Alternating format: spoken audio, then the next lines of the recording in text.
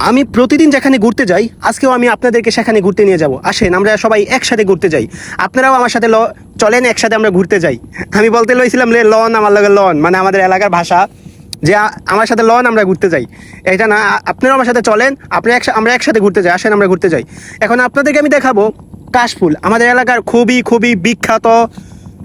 বিখ্যাত আমাদের এলাকায় যে কাশফুল আমাদের এখানে খুবই ভালো করে ফুটে।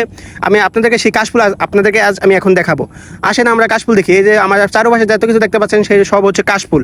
এটা হচ্ছে আমাদের এলাকায়, এটা হচ্ছে মুন্সিগঞ্জ জেলায় গজারিয়া থানায় সোলানি গ্রামে আমাদের এই কাশফুল বন অবস্থিত।